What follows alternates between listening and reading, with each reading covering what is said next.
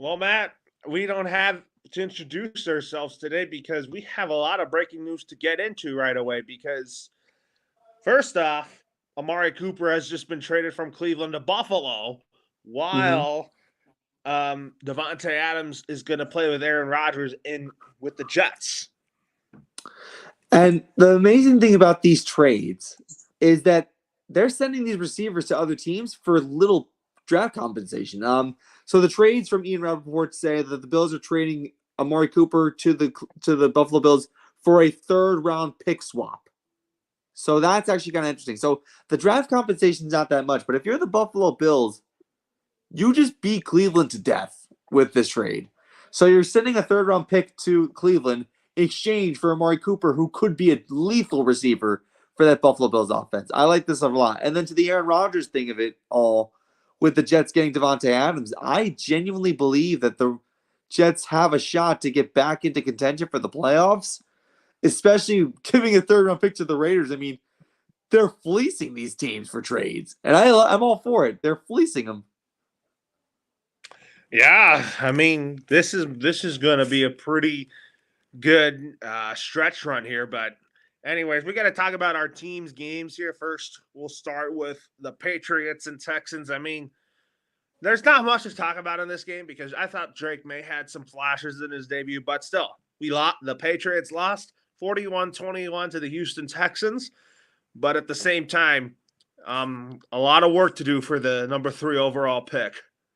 I mean, Drake May did have his moments. I think the touchdown pass that he threw, that was like 35 yards, 50 yards, was a really, really nice throw.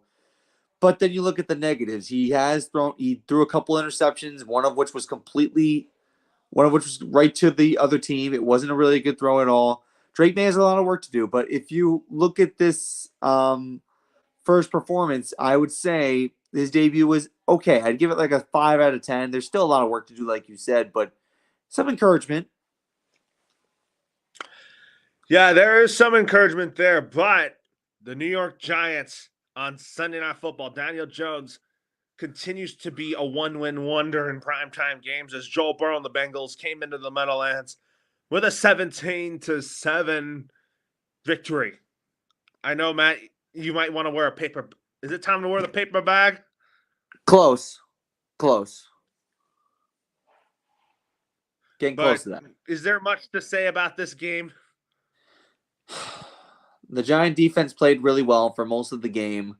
Other than the Joe Burrow touchdown run, they really kept Joe Burrow in that offense in check. I was very impressed. But then when Daniel Jones cannot lead a touchdown drive when he needs to. Other than the one touchdown drive that he had, which was the Giants' first touchdown at home this season, it was a very, very lackluster performance on his part. And I don't know when Brian Dable's going to wake up and smell the coffee and basically say, you know what, we need to change.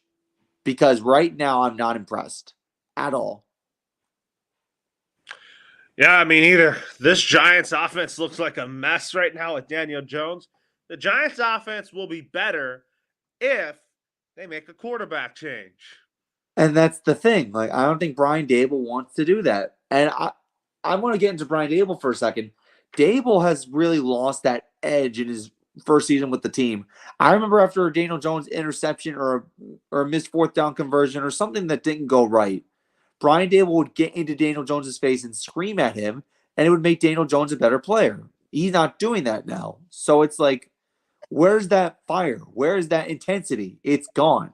So Dable, I know, is probably burnt out at this point, but at the same time, he's got to get the mentality back into the players of what it means to win. And I'm not seeing it right now. I think Dable's a good coach, but he needs to get his edge back. Or else he and Joe Shane might be scapegoated by Giants ownership. And it's possible. I mean, Giants ownership has not been consistent with their coaches over the last, basically since Tom Coughlin got fired. It's been very messy with coaches. So you hate to see Dable go, but if this continues, it's not going to look good for him long term. Yes, I don't think it's going to look good long term for Brian Dable, but I also think that the Giants are the Giants. I think the Giants got lucky to beat Seattle. That was a win they shouldn't have not had. Yeah, it was a very lucky win. They should not have had that at all. But again, there's still a whole bunch of time left in the season, but things are dwindling fast. Well, last night you talk about the Bills and God bless you. the Jets playing a Monday night thriller where the Bills just barely escaped with the win. But Aaron Rodgers looked good in this game. He played great, but at the same time, the Jets still lost.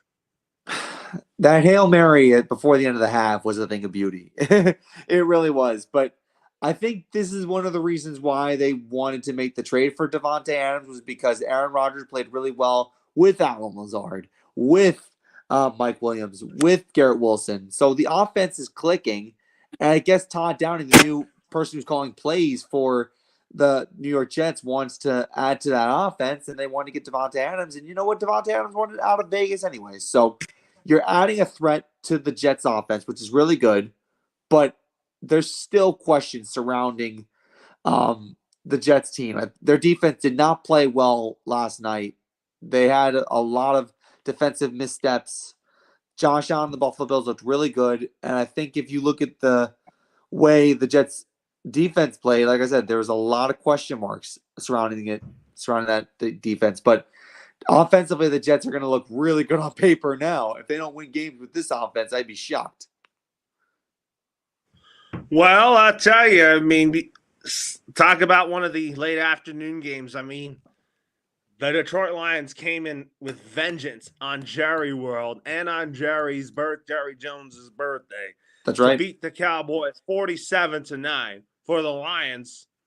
They really wanted to shake off the controversial ineligible receiver call to get a win there. And as for the Cowboys, I get they're hurt, but the bottom line for the Cowboys is they're not good. They're They're not a not good good team. this year. They're not a good team this year. And unfortunately, I'll get into Aiden Hutchinson in a second, although that's really a big topic of conversation for this one. The Lions tried everything they could to kill the Cowboys at home, and it was not pretty. One thing I am going to say, though, the Lions did try on two occasions to get an offensive lineman going for a touchdown. They had the tackle eligible with Decker on first and goal. They couldn't convert that. But then they also had a lateral play to Penei Sewell that got called back for a touchdown. But other than that, I think the Lions really did what they had to do. And I said it last week on this show that the Lions had to come in there and kill Dallas, and that's exactly what they did. And I know I want to get into Aiden Hutchinson in a second. That's a terrible, terrible, terrible way to end your season. Aiden Hutchinson basically had his leg wrapped around an offensive lineman's shin as he was sacking Dak Prescott, and you knew right away if you saw the replay, it wasn't good. And it's a terrible way to end the season. He was leading the league in sacks. Should have been defensive player of the year if he were just healthy. But you know what? I feel like the Lions will be fine without him for the time being because I think the offense will click with Goff and Gibbs and Montgomery and St. Brown and Laporta. But they also have some pretty good pieces on the defensive side of the football too, like Arnold, Michael Brockers. Yeah, they have a lot of good pass. Their pass rush is really good. I think that there's going to be one or two guys who are going to step up in that pass rush. Their secondary is really good. It's improved. I think Ben Johnson and Aaron Glenn have done their jobs on both sides of the football to get this team in good position right now. And this is the signature win the Lions needed. And right now, if I'm the Minnesota Vikings, I got to play them next week. I'd be terrified. Absolutely terrified. Because Sam Darnold's going to go up against that pass rush. He'll be seeing ghosts again. Believe me. You're right about seeing ghosts, but we got to talk about the Eagles-Browns game for a minute. I think this was an ugly win for the Philadelphia Eagles. And again, there's a lot of fans bashing for Nick Sirianni's job in Philadelphia because this is a cruel, cruel media market. Like I was saying, it's just like New York. The Eagle fans were very cruel about firing Andy, but look, you can't even blame Nick Sirianni all the time. I saw him celebrating with a fan, and Nick Sirianni said in his press conference, I was just excited. I mean, that's the ultimate Marshawn Lynch. I'm just here so I don't get fined moment. He didn't want to talk about the exchange he had with the fans after the win, but you could tell there's some intense drama going on in Philadelphia right now.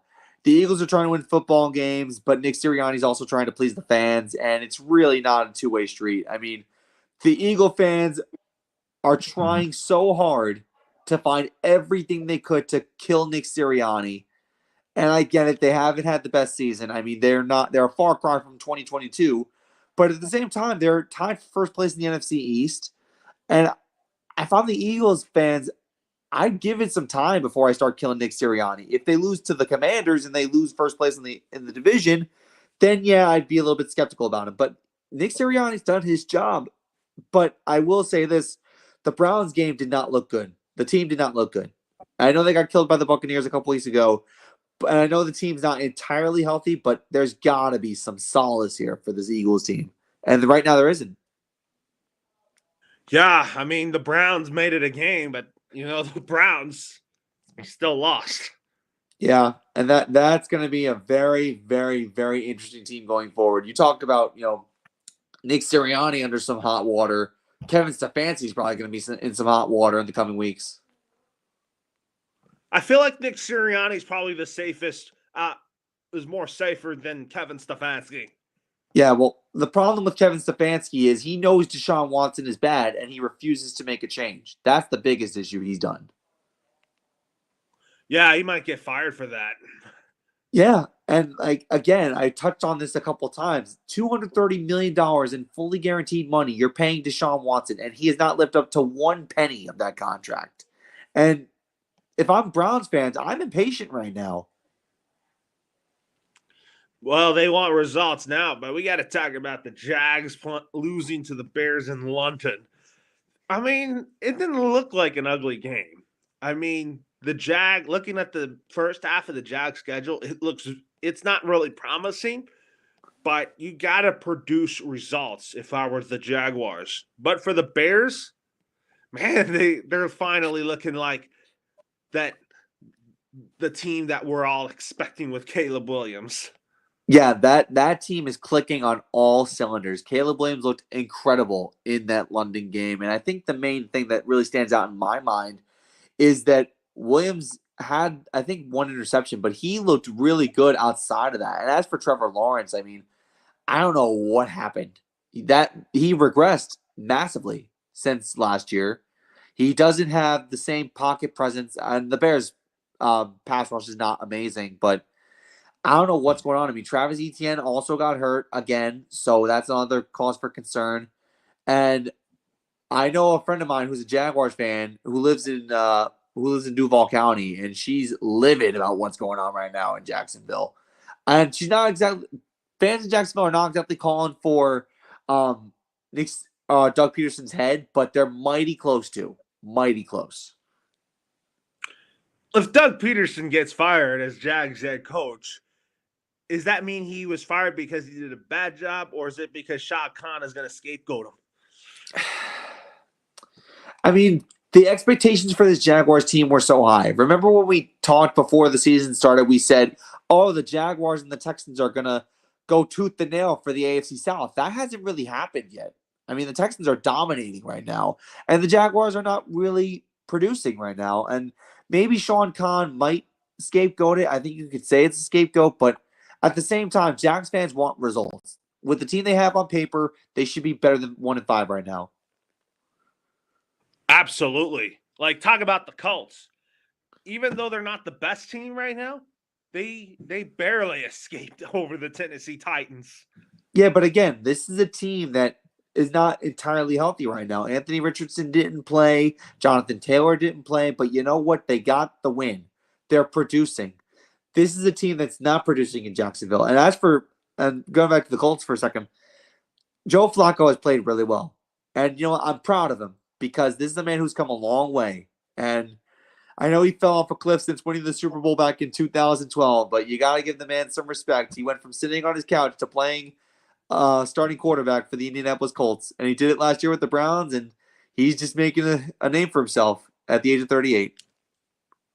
Joe Flacco, I think, is a good backup quarterback. Anthony Richardson's the guy long term, but I think Anthony Richardson will eventually get his starting job back when he's healthy. Yeah, but that's the thing. He needs to get healthy. And maybe Shane Steichen could look at this and say, you know what, we got to go with the hot hand. I know Anthony Richardson's the guy, but the problem with him is that he can't stay healthy. And teams are going to look at that. Yeah, and Joe Flacco right now, I mean, his throws are on the dime to these receivers. He's getting the ball to the playmakers of the Colts. The offensive line has done a great job protecting him. Yeah, it all is clicking right now with Joe Flacco at the controls, and you really can't complain about that. And like I said, I know Shane Steichen wanted his Jalen Hurts. He got his Jalen Hurts and Anthony Richardson, but right now he needs to stay healthy. But if you're winning football games with Joe Flacco, why change it? Well, it better not be any quarterback controversy in Indy. Well, right now it's looking pretty good for the Colts. I don't think they have to worry about anything right now. Well, then you talk about the Chargers. I mean, Jim Harbaugh was sick, but the Chargers still came into Mile High City to beat the Broncos 23-16. It was actually a lopsided game to begin. It was 23-0. The Broncos came back and scored back 16 unanswered points, but couldn't come out victorious here. The Sean Payton Bo Nix thing is getting better. I mean, the Chargers are a team that the Broncos should not be beating, but if you're the Chargers, your offense clicked when it needed to. The defense did their part for 3 quarters. I think if you're the Broncos, you're going into that Saints game and you feel confident knowing that you could probably beat this team, especially with no Derek Carr. Oh yeah, we'll have to talk about him in a minute because Spencer Rattler played pretty good, but the Bucks, the Bucks pulled away with 51 points. 51 points. I mean, you hardly see a 50 burger today's NFL. We had a lot of high scoring games in week 6. The Buccaneers are really good. I love Baker Mayfield and what he's doing in Tampa Bay. They love to run the football in Tampa. They're trying to get some sort of a ground game going. Um, I really appreciate what this team is doing on paper. The pass catching by Chris Godwin has been good. They have a lot of good playmakers. The Saints, you talked about Spencer Rattler having a good game. He really did. I think the turnovers are something that he could limit. Other than that, he had a couple of really nice throws. Rashid Shaheed had the touchdown on a punt return, which I think was really nice. But the Saints are just getting class in their own division. And also good on Mike Evans for keeping his composure. Well, the 49ers, I mean, the Seahawks are starting to deteriorate after the 3-0 start. But you know what? The 49ers are not backing down. They're not backing down. And one thing I will say is that despite the injuries, the 49ers are finding ways to win. Jordan Mason got hurt, which I think was a really big shot to their running game because Isaac Garriendo, I think was his name. He filled in as the third string backup as the starter after Mason got hurt. They should be getting Christian McCaffrey back soon, but I think tendonitis is going to be really tough to come back from. But the Niners are getting back into contention in the division, which is what they should be doing at this point in the year. The Seattle Seahawks, like you said, have really come apart at the seams over the last 3 games. And the problem is the Cardinals are not out of it. The Rams are not out of it. And those teams are also teams that are fighting injuries. So you look at this NFC West, it's wide open, but I think the Niners are ultimately going to pull away with it towards the end of the year. Well, now on to our Week 7 picks. First off, we start off with Thursday Night Football. Sean Payton leads his Denver Broncos back to where it all began. It's going to be bittersweet for Sean Payton to coach against the team that he once took to a Super Bowl, made some great memories with the New Orleans Saints, with Drew Brees, and a lot of the great players that played for him in New Orleans now comes to fruition, but I feel like Sean Payton is going to want to blow out the Saints in his return. Give me the Broncos for 63 points. Wow. 63 points, my God. I think they can put up 42 points. I wouldn't go as far as saying 63. I think it's going to be a lopsided game, though. I think it's going to be a 42-14 game in favor of the Broncos. But I agree. No Derek Carr. The Saints are going to be in for a rough one here. Give me the Broncos. Well, they are going to be in for a rough one. I mean, there's no Derek Carr. We're going to see what Spencer Rattler has on the table, but now, but I feel like Sean Payton. I hope the Saints fans don't boo him. And he doesn't deserve to. This is a guy who brought back a team after being devastated by Hurricane Katrina. He doesn't deserve that. Next up, the New England Patriots go to Jackson, play at Wembley Stadium against the Jags. Man, I tell you, this is a get right game for both teams. But if the Jags win, they could slowly get back in the playoff hunt. But if I want Drake May to win this start, I think the defense has got to get to Trevor Lawrence. But you know what? I have a feeling Trevor Lawrence and the Jags are going to get a win. If you're the Jacksonville Jaguars, this is a game you have to win. If you lose this game, you might be coming home from the UK without your head coach. I feel like this is an absolute must-win on every single aspect of the word for the Jacksonville Jaguars. The Patriots have a lot of encouragement after Drake May's debut, but they should not be at any way, shape, or form winning this game. And this is also a good returning call for Mac Jones because Mac Jones is the backup for the Patriots. He was once the starter for New England. So this is actually an enticing storyline here, but I'm going to go with the Jaguars in this one. They got to get the win here. To start off the 1 p.m. slate, the Detroit Lions are going to US Bank Stadium. They'll play the Vikings, where everybody's going to be saying skull, skull, skull. But the Vikings won't be skulling. The Detroit Lions are going to, I think the Detroit Lions are going to come into Minneapolis to win. I love this Detroit Lions team in many ways. I really, really do. I love the way Dan Campbell came prepared for this Cowboy beatdown this past week. I really think that they're going to go into Minneapolis and they're going to kill the Vikings, not beat them, kill them, because Sam Darnold has not been the guy that he was in the first 3 weeks. Last 2 weeks, the Vikings have barely gotten away with it, and this Lions team on many fronts is better. I think they're the best team in the NFC right now this season. The Niners are battling injuries. The Eagles are battling disencouragement from the fans. The Cowboys are not as good as they have been in years past. The Lions are the best team in the NFC right now, and I think they're going to put on a clinic in Minnesota. Am I mad at League? I'm speaking of the Lions. What if we see a Lions-Eagles NFC Championship game, and what if the Lions beat the Eagles? That would Detroit stand up. That's what would happen. Detroit stand up. Does that mean Nick Sirianni would be fired? Not quite in that situation, but Detroit would celebrate massively. Because they could play Kansas City in the Super Bowl. And you know what? If you watched last year opening day, that would be the money line game for the Detroit Lions. Yes, they haven't been to a Super Bowl in years, I'll tell you. The Lions haven't been to a Super Bowl ever. Their last championship was back in 1957. They haven't won a championship in 67 years. They are due. Yes, the Detroit Lions are totally due, but the Tennessee Titans visit Orchard Park to play the Buffalo Bills. I feel like the Tennessee Titans are going to have they're going to have a letdown here. I mean, Will Levis is starting. I think Will Levis is the guy, but you're not the guy in this game. No, Josh Allen is. And Orchard Park is going to start to get cold as we approach the midway point of October. I think that the Tennessee Titans are going to be outclassed, especially now that the Bills got Amari Cooper. It's going to be a bloodbath. I'm going to go with the Buffalo Bills. It is going to be a mudbath. You're going to see a lot of offense by the Buffalo Bills, great defense.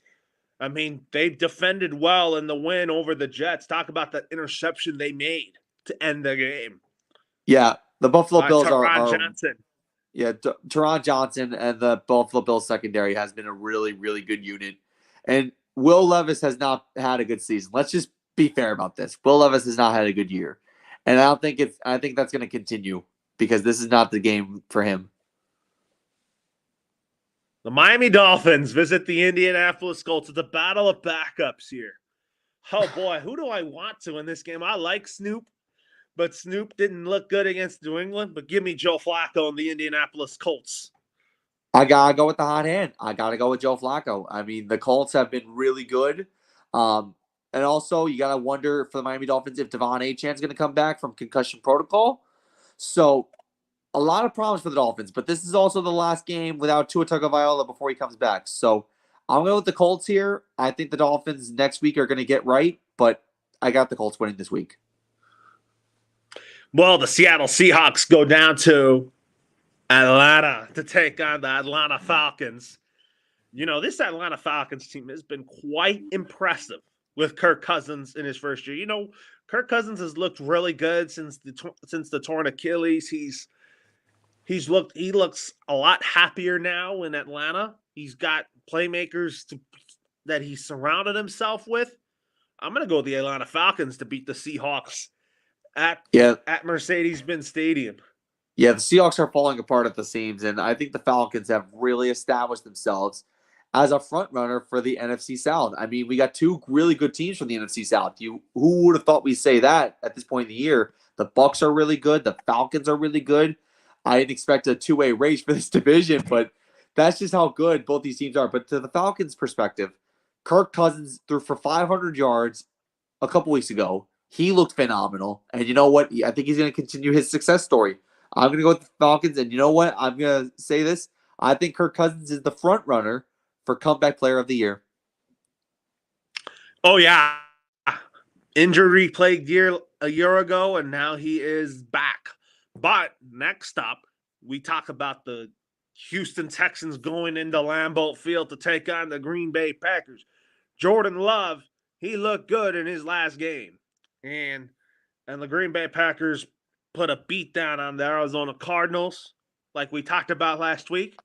But for the Houston Texans, they're dominant. I'm gonna go with the hot team right now in the NFC South and the Houston Texans to come into Lambeau and beat the Green Bay Packers. Lambeau Field is a tough place to play. Jordan Love has played really well, but I am gonna go with the Houston Texans as well. I gotta go with the hot hand, like you said. Well, the Cincinnati Bengals, even though that they have one win this year, I mean they lost to the Ravens. 2 wins. 2. They got 2 wins already under their belt, my bad. And I think they got to get their due for a third. If you look at the standings here in the AFC North, the Cincinnati Bengals are not far off from first place. Cleveland Browns are sitting in last place with 1-5. Bengals go to 3-4. I think they beat the Cleveland Browns, and they put a beat down on the Cleveland Browns in round 1 of the Battle of Ohio. The Battle of Ohio round 1 is going to go Cincinnati's way because I don't see any optimism in the Cleveland Browns at all anymore. It's just gone south since Deshaun Watson came aboard. And now I don't see anything positive coming out of this. You let Amari Cooper go. The Bengals got the win over the Giants. They didn't look fantastic, but they did what they had to do to win. And you know what? You don't have to blow out the Cleveland Browns. You just got to beat them. That's all you got to do. And the Browns are the team that doesn't beat anybody. They beat themselves more than anybody. So I got to go with the Bengals. Well, next up, you might be very sad to hear this. Saquon Barkley makes his return to the Meadowlands to play the Giants in round 1 of the Eagles-Giants rivalry. Matt, why are you banging your head on this? It didn't have to be this way. It did not have to be this way. He should have been. Here's my point. The Giants should have made him the highest paid running back in the NFL, and then we wouldn't have to discuss Daniel Jones. Yeah, seriously. Pay Barkley, not Daniel Jones. That's it. This would not be happening. This would not be happening. I think Saquon Barkley's happy in Philadelphia, and then he doesn't have to deal with the New York Giants anymore. He got thrown under the bus by New York. He did not deserve this, but I'm going to make this very brief. I'm picking the Eagles. Eagles, too. I'm going to tell you, Saquon Barkley is going to have a revenge day back at the Meadowlands. Yeah. And the Eagles will come away with a big victory, and they're going to get their confidence and mojo back. Oh, yeah. It's going to be ugly in the Meadowlands. Well, the Las Vegas Raiders made a quarterback switch. They came off an ugly loss to the Pittsburgh Steelers and Justin Fields. And now they're playing the Rams that are also battling injuries. That's also going to be an ugly game, but I think the Rams are going to come out on top. I got the Rams coming out on top on this one. I really don't like the Raiders' offense right now, especially now that you lose Devontae Adams. You trade him away. I mean, the Rams still don't have Puka Nacua or Cooper Kupp, but they're going to get those guys back eventually, maybe in a week or two. But right now, the Rams are who they are. They're a 1-4 football team with limited options to work with. But I got to go with the Rams in this one. Well, the Carolina Panthers last week, we were not shocked at them losing to the Atlanta Falcons. This is going to be another loss for them against the really hot Commanders team with Jaden Daniels. You know, Jaden Daniels is looking like their franchise quarterback. He is really their guy. Rookie of the Year candidate. I really think that this is a sign for things to come for the Washington Commanders. New era, new ownership, new quarterback, success. Right out of the gate. And you know what? The Panthers don't really have a sugarcoat. We've discussed the Panthers time and time again. We don't need to discuss them again. I gotta go with the Commanders. Oh, yeah. I don't think Dave Canales is on the hot seat. Dave Not at Tepper's this. got No, he's fine right now, but they got nothing going for them. Oh, man, this is the game to talk about here. The Kansas City Chiefs play the San Francisco 49ers in an epic Super Bowl 58 rematch that happened last year. I mean, a game where Kyle Shanahan was clueless with the overtime rules, and Mecole Hardman was the Super Bowl hero. I mean, who do I want in this game? I'm going to pick the Chiefs. I think the Chiefs still own San Francisco. I'm gonna go with the Kansas City Chiefs as well. I know it's in San Francisco, but I think the Niners are banged up. They don't have all their guys, and I think the Chiefs are gonna come away with the win here. And then Rashee Rice is out for the year, but he only has his LCL repaired, but he should have a full recovery, but he might not come back until 26. And you know what? 26. That's tough. It looked bad. I didn't think it would be that bad of an injury, but God bless Rashee Rice and I hope he gets healthy.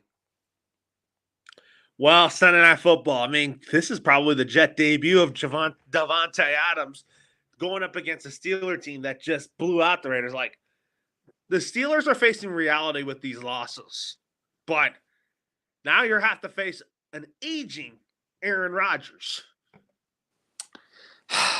This should be a win for the Jets. I'm not really concerned about the Steeler defense. The Steeler defense is okay, but the Jets offensive line has to be a lot better at protecting Aaron Rodgers unless TJ Watt has a field day. The Jets should win this one. They're the favorite to win this one. I think Davante Adams is going to make a massive difference in this game. And I think in his Jets debut, he'll shine. So I'm going to go with the Jets. Next up, we got two Monday night games, one on ESPN and then the other on ESPN Plus. John Harbaugh and the Ravens take on Baker Mayfield and the Cleveland Browns. I mean, those are two quarterbacks that were from the 2018 draft class, Baker Mayfield, Lamar Jackson. I'm going to go with the guy that was the last pick in the first round to beat the Buccaneers, and that's Lamar Jackson. That is correct. The Ravens, since they're 0-2 start, the Baltimore Ravens are for real. They've given it, the fans have given it time with this new look offense, but the Baltimore Ravens are clicking.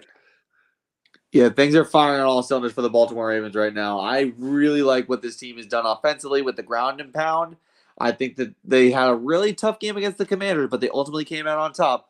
But I do like it. It's the first pick of the first round in 2018 versus the last pick of the first round in 2018, which I think is kind of a nice scenario here. I love what Baker Mayfield has done, but I got to go with Lamar Jackson. I think that Derrick Henry is going to have a field day. I think he'll run for 150 yards. That Buck defense is very scary still, I'll tell you. It is. It's a very scary defense, but what else is scary? Trying to tackle Derrick Henry with your arms. It's hard. It's hard to bring Derrick Henry down. And I feel like the weaker defenses have a hard time with Derrick Henry. And I'm giving you an example. That's the Bengals defense for you. Oh yeah, the Bengals defense. That was a defense where Derrick Henry just pinballed off of them. I'm not I'm not a fan of the Bengals defense like we talked about because the Bengals defense has a hard time getting tackling running backs, stopping the run, getting to the quarterback. I'm just not a fan of it. Yeah, it's a problem in Cincinnati defensively, but I think that their offense has carried them a lot this season and in previous years. But to get to the Buccaneer Raven game, I think Derrick Henry is going to be the MVP for this game. I think it's going to be a ground and pound game for Baltimore again, and I think that Baker Mayfield's going to put up a fight, but not good enough. From John Harbaugh to Jim Harbaugh, the LA Chargers are taking on the Arizona Cardinals in the first ever ESPN Plus only game.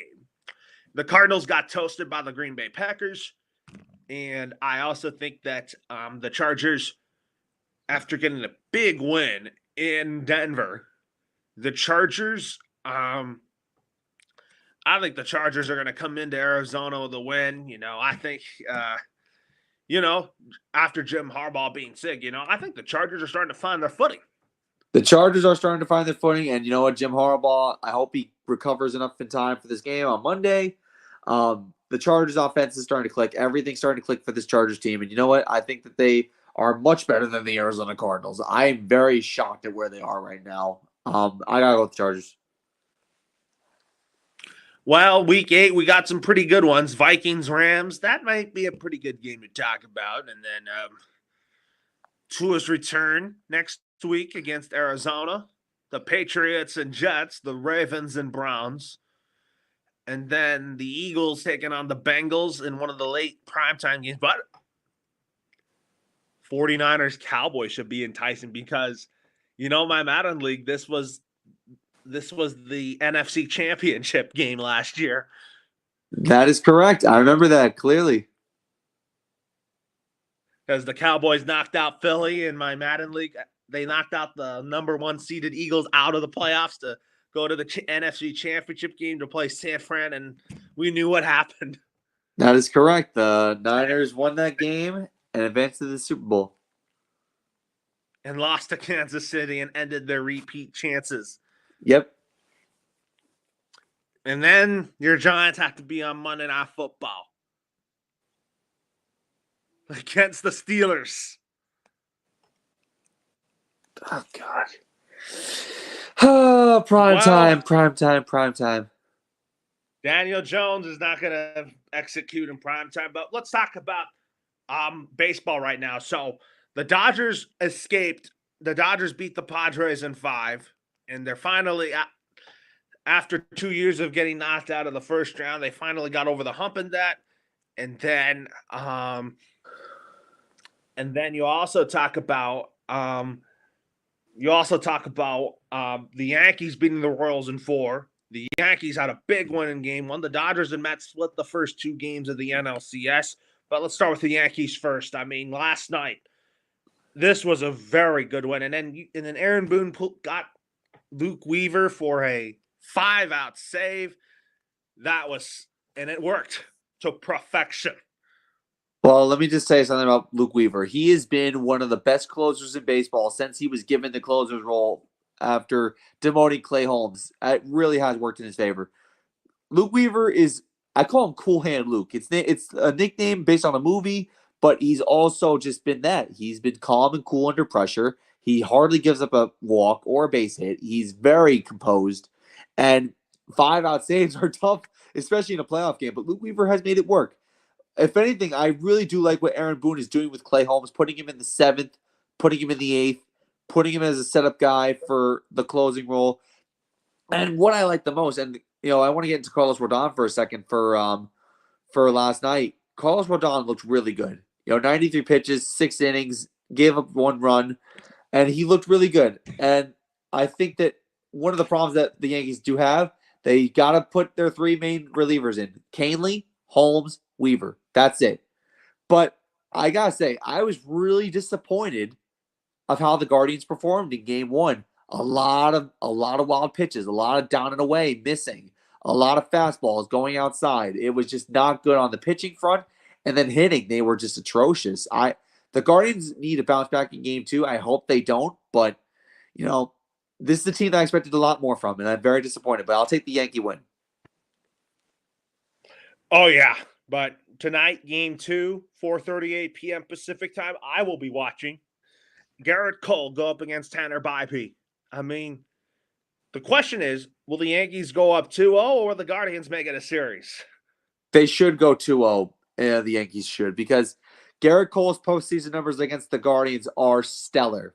They has really stellar stats against the Guardians, and I think this is not going to be any different. I think that the offense is not amazing this postseason for the Yankees, but they've been really good. You got to give Giancarlo Stanton some love with that 270 batting average in his postseason career. Hit a home run yesterday. He's been really good. Juan Soto hit a postseason home run. Aaron Judge had a sac fly, RBI, which got him on the board this postseason. So the Yankees look really good. I think at some point they're going to break out against the Guardians. Maybe it's tonight. Well, let's talk about the NLCS. The Dodgers took game 1 easily. I mean, they shut out the New York Mets offense, and then game 2, it was the completely opposite because the Mets were playing like they wanted to get on the board and no one should give up on them already. And I feel like if you talk about this series, the Mets magic will eventually end because the Mets magic came from in the NLDS where they would beat the Brewers with a bad bullpen. You also beat the Phillies with a bad bullpen here. Sean Manaea, give him a lot of credit for pitching well, although the Dodgers have had history owning him, which made me think the Dodgers would go up 2-0 in this series. But you know what? We talked about off air. You can't take the Mets lightly, but we both talked about that. We still think the Dodgers will still beat the Mets in 7. And I think the main key for this, and I think the Dodgers are better at this than the Mets are, is pouncing on the pitcher first, scoring first, getting on the board first. That's really what the Dodgers have done better than anybody in the regular season and in the postseason. When they pounce, they dominate. When they don't pounce, it's a problem. So if you're the Dodgers, and I think they're going to win this series because in 7 games, first thing you got to do, if you're the Dodgers, pounce on Luis Severino. If you don't pounce on Luis Severino early, it's going to be a long one. And then for the Mets, same thing. Pounce on the pitcher early. Pounce on Walker Buehler. And if you don't pounce on Walker Buehler, you're going to be waiting for magic to hit. And that's exactly what happened. What happened in game 1 was the Mets were hesitant. They didn't pounce early on, I think it was Jack Flaherty in game 1. They did not pounce on him early. They waited for late inning magic to occur, and by then it was too late. Game 2, they pounced early. They got on the bullpen game early, and they pounced. It was 6-0, and then they went on to win. By the time the Dodgers rallied, it was too late. So that's the main key. Pounce on your pitcher early. If Kike Hernandez hit that grand slam in the 6th inning, then it would have been a different ball game. And then you could also look at it this way. I think it was the Mark Vientos grand slam that really changed the complexion of the game. If Mark Vientos did not hit that grand slam in the 2nd, Dodgers probably would have won that game because you're talking it was a 7-3 finish in game 2. It would have been 3-3 in extras had everything gone according to plan. And I think the Dodgers would have come out of that one. It would have been the first regular postseason game to go into extras if that had not happened. But still, you got to take it for what it is. I think that both teams know that they're in a fight. The question is who can finish it. No, I think the Dodgers will finish it. I mean, the Mets, although that they have all this magic going with the grimace and OMG, I feel like it.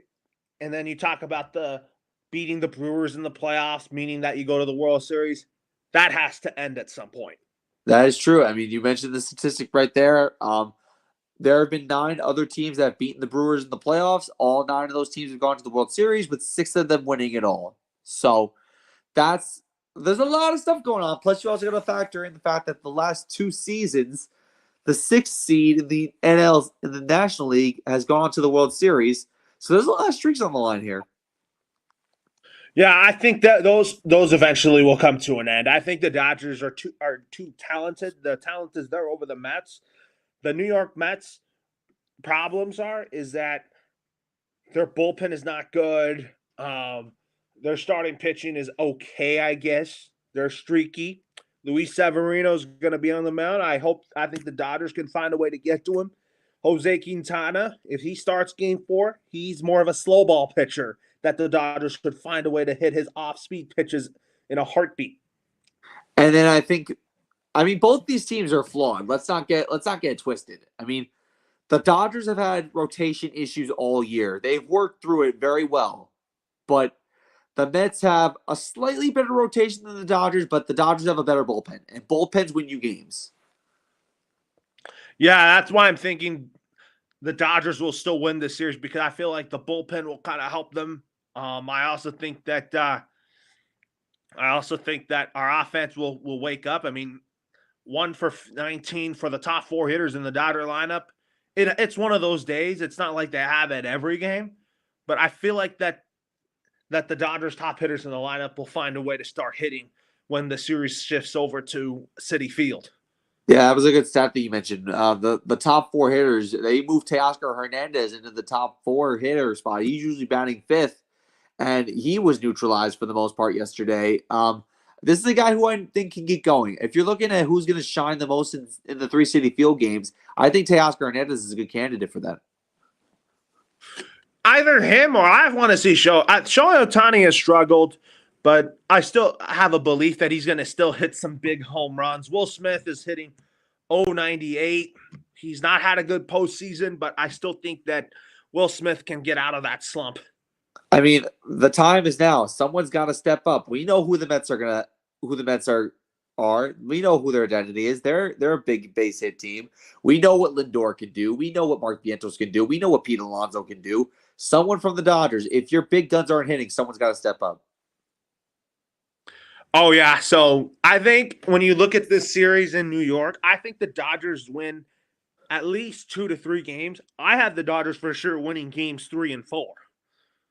Well, 3 and 4, you're talking Luis Severino and Jose Quintana. And then for the Dodgers, they're probably going to go they're going Walker Buehler game 3. And then game 4, you're probably thinking it's either bullpen game or Yamamoto. Or Yamamoto, exactly. And Yamamoto pitched his tail off in the final game of the NLDS, and that's what makes me confident that I think Yoshinobu Yamamoto is gonna give you a lot of innings. Well, the thing with Yamamoto, and this is something that I've said with Kodai Senga, you'd be lucky to get 5 innings out of Yamamoto. He hasn't really been healthy the entire year, and in that first game against the Padres, he was okay, but he wasn't amazing. And then in the game 5 against the Padres in the NLDS, he pitched 5 innings, and that was it. He got the win, but still, it's not a lot. Yes, it's still not a lot. So I'm thinking in this 3-game series in New York, the Dodgers win games 3 and 4. I think the Mets win game 5. And then I think the Dodgers win game 6 to hopefully close it out. Okay. I'm going to say the Mets. I'm going to say the same. Actually, I'm going to say this. I'm going to say the Mets win game 5. Dodgers take game 3 and 4. Mets win game 6. And then we get a game 7 and the Dodgers win. Yeah, I still have the Dodgers in 7, but at the same time, I still have the Dodgers in 7 over the New York Mets.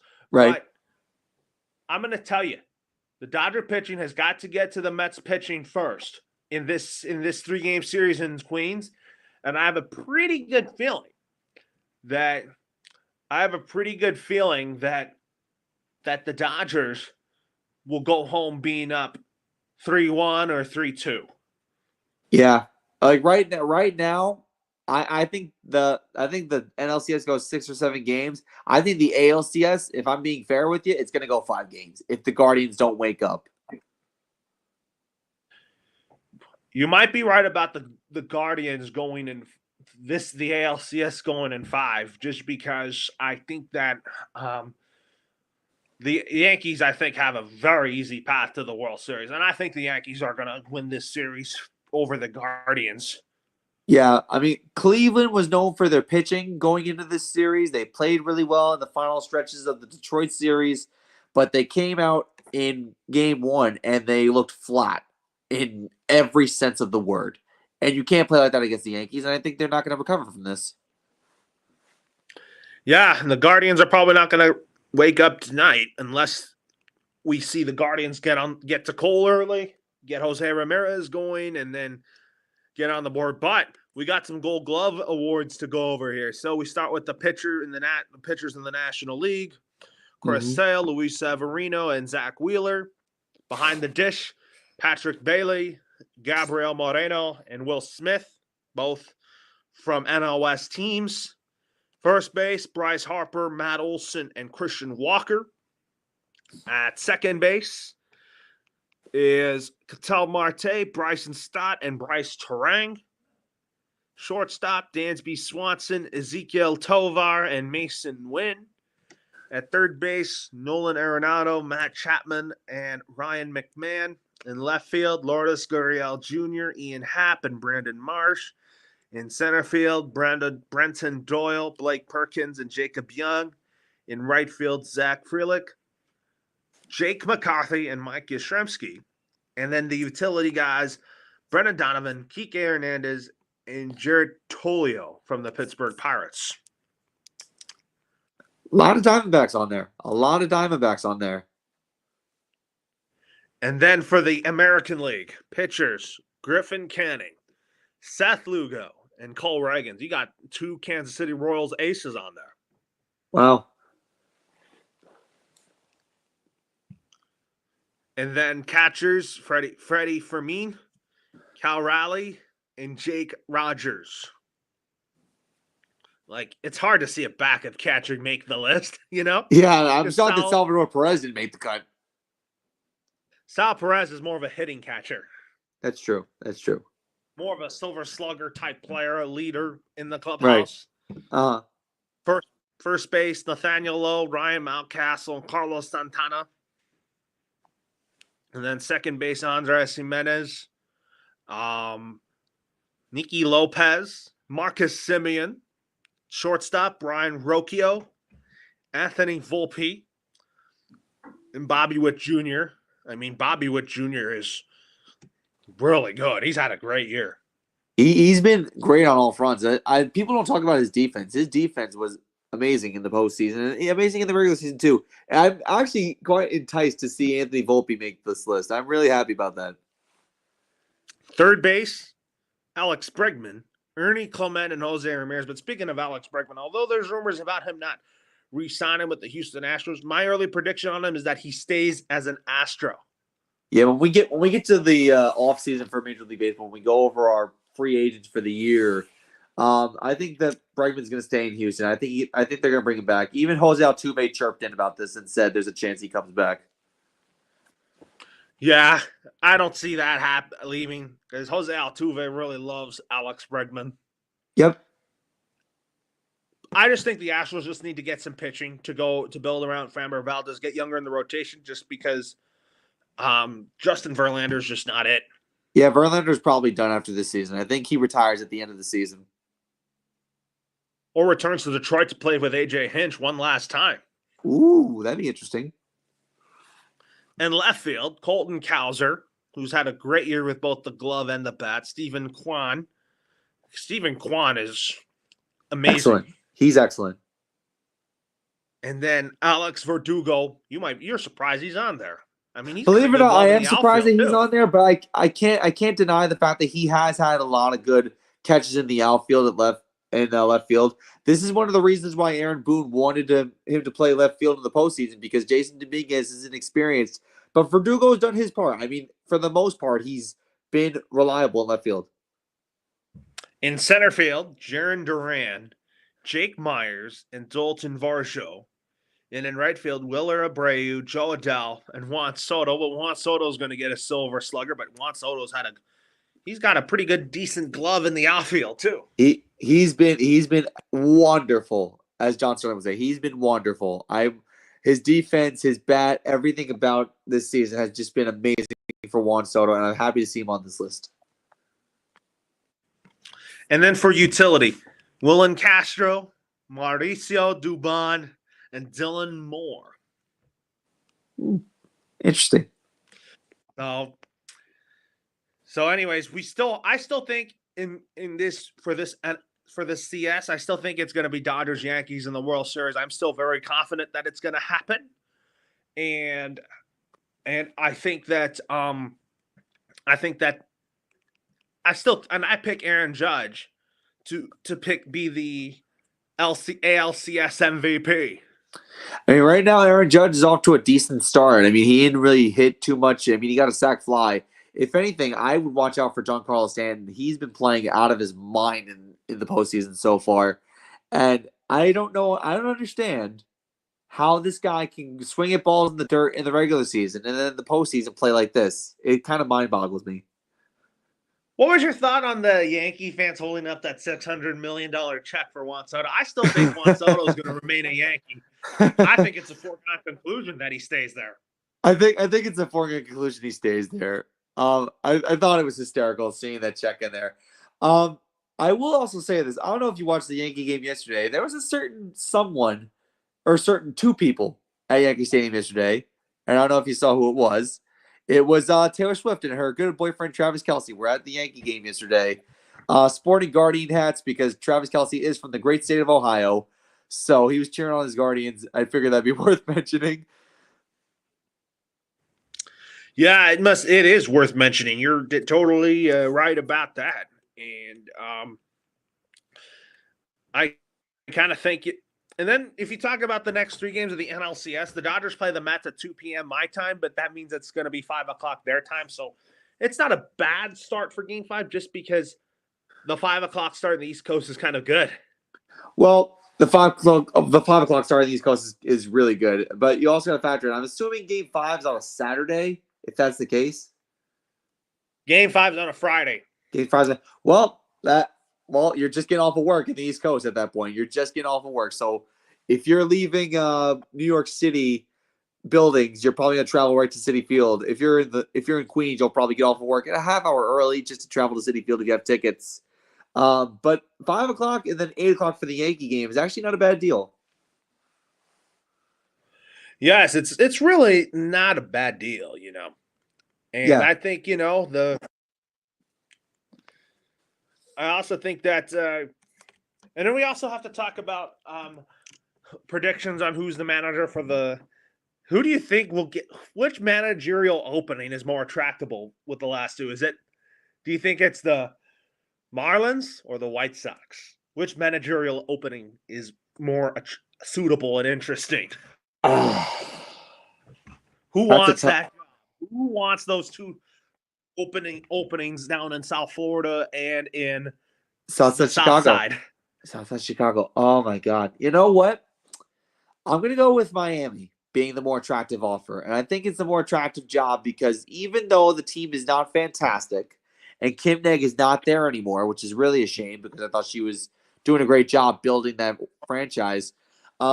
I think the Marlins have more to offer than Southside Chicago. The Chicago White Sox have a lot of work to do. After having the worst MLB season in history, they have a lot of work to do. At least with Miami, you have a little bit of a building block to work with. As in Chicago, you gotta tear the whole thing down. You're gonna have to tear the whole thing down. You're totally right about that. So next week on our show, we'll talk about a lot of NBA, but actually some college football here. I mean, let's talk about Alabama for a little bit. I mean, you talk about Alabama escaping a win against the South Carolina Gamecocks. That was a game that they absolutely need to get back on track. They really they could have lost again. I mean, this is a team that I expected so much more from, but they haven't really been playing their best football. I think they're going to be in the top 12 easily to get into the postseason, so there's not a big problem there. But there's a new sheriff in town in college football, and it is the Texas Longhorns, who, believe it or not, yeah. I was saying they beat the Oklahoma Sooners in a heartbeat. Oh, it was not even close. It was not even close. And I think if I'm correct, the Texas Longhorns, I think they got a tough task this week. Don't they play? Yeah, they play Georgia. That's going to be an interesting game because you're talking about 2 top 5 teams on ABC in prime time.